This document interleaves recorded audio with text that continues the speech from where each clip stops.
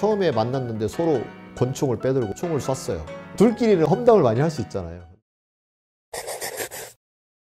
조직에서 자유롭고 또 활발한 의견 공유가 일어나기 위해서는 무엇보다도 조직원들의 심리적 안정감이 중요하다는 생각이 들어요. 여기서 안정감인지 안정감인지 이게 좀 헷갈리긴 하는데요. 어떤 게 더 맞을까요? 발음 있게 주의 깊게 하지 않다 보면 안정감이라고 나가는 경우가 되게 많거든요. 근데 안전감이라고 해야 맞고요. 뭐 에이미 에드먼슨 이전에도 이미 사이콜로지컬 세이프티라는 개념이 있었어요. 근데 최근에 이제 그가 낸 책이 이제 아주 공전 히트를 치면서 이제 널리 알려졌는데 사이콜로지컬 세이프티예요. 그러니까 안전입니다. 안전. 명확하게 안전이 맞고요. 근데 국내 번역서 중에 안정감이라고 번역한 책이 있어서 굉장히 잘못된 번역이다라고까지 말할 수 있어요. 안정감은 사이콜로지컬 세이프티가 아니라 사이콜로지컬 스테이빌리티라고 얘기할 수 있어요. 안정되어 있다. 들쑥날쑥하지 않고 안정되어 있다. 이게 스테이빌리티잖아요. 그래서 그렇게 구분을 할 필요가 있고요. 안전감이 그러면 뭐지? 뭐잖아요. 반대로 생각해보면 말했을 때 안전하지 않은 게 뭐죠? 위험. 내가 말해서 위험한 게 뭐가 있을까? 이렇게 생각해 볼 수 있잖아요. 말을 했을 때 위험한 거, 나를 나쁜 사람이라고 생각하게 된다. 예를 들어서 나의 욕구. 나 이제 일 안 하고 싶어요. 그런 말을 했을 때, 저 뭐야? 아니, 당연히 회사에 다니면서 일을 해야지. 무슨 저런 소리를 다 해? 라고 낙인을 찍게 될 수 있잖아요. 그 낙인 효과는 나에게는 위험한 거잖아요. 그러니까 내가 그 속마음을 말 안 해야지 라는 전략을 쓰는 거죠.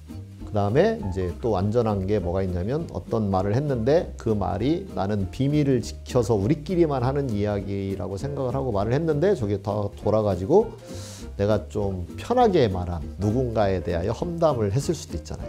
근데 제가 험담했어가 만천하에 알려지게 된다. 둘끼리는 험담을 많이 할 수 있잖아요. 근데 그게 알려지게 된다. 그럼 안전하지 않으니까 험담 같은 것은 말을 안 한다. 근데 이게 조금 더 이제 업무로 들어오면 피드백 이런 것들을 말을 안 하게 되는 거죠. 그 다음에 어떤 리더에 대한 피드백을 할 수 있잖아요. 리더 이렇게 해줬으면 좋겠어요. 지난번에 이렇게 했을 때 너무 힘들었어요. 이런 걸 할 수 있는데 그 말을 했다가는 이거 뭐 나한테 이런 말을 다 하고 이거 버릇이 없구만 이라고 또 나를 오해하게 될 경우에 생겨나는 불이익 이런 게 있으니까 그러면 나중에 성과평가에서 또 실제 불이익을 받을 수도 있잖아요. 이거 위험하잖아요.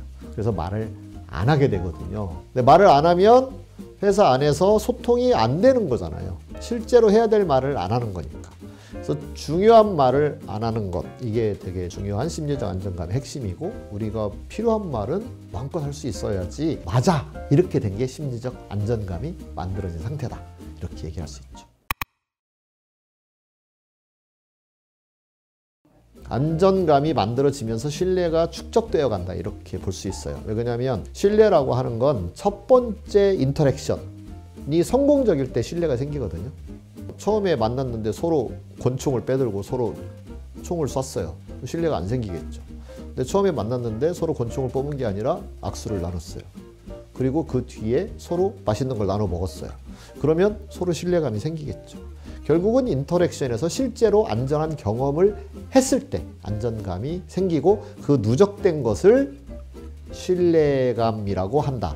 근데 그때 신뢰감은 어느 정도냐면 저건 좀 아닌 것 같은데 싶은데도 이번 한 번 그런 거겠지. 원래는 그렇지 않아 라고까지 생각하는 정도가 신뢰감이 생긴 거다. 이렇게 얘기할 수 있어요.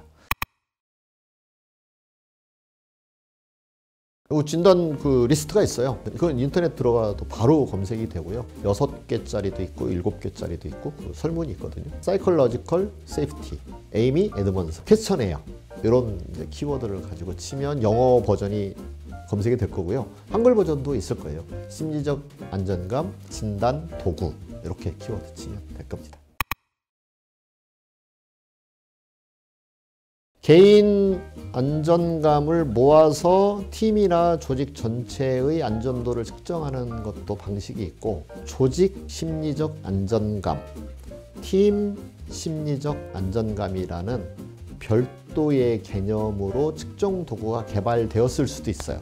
그래서 팀 사이콜로지컬 세이프티 이런 개념을 찾아보면 거기까지 연구가 됐는지 아닌지 확인할 수 있을 것 같아요. 근데 요 사이콜로지컬 세이프티는 개인 거를 모아도 크게 차이가 없지 않을까라는 생각이 들긴 합니다. 네.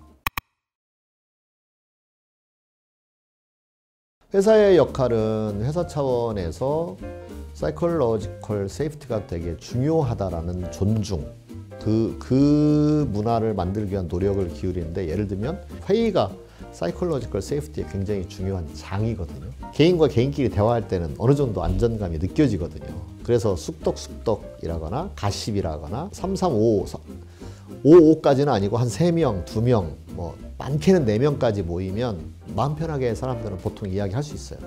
근데 조금 더 인원이 늘어나면 사이콜로지컬 세이프티가 되게 중요하게 작동을 하죠. 그러니까 그렇게 여러 명이 모인 자리에서 심리적 안정감을 경험하게 하려고 회사가 노력을 하는 것, 이게 되게 중요한 거죠. 그래서 회의가 그 중요한 그런 장면이기 때문에 회의에서 사람들의 발언이 잘 나오도록 하는 퍼실리테이터의 도입을 한다거나 그러한 것들이 매우 중요한 회사 차원의 노력이라고 할 수 있고요. 사이콜로지컬 세이프티가 중요하다는 것을 회사 차원에서 강조한다. 그다음에 회의에서 실제로 그것을 경험하게 해준다.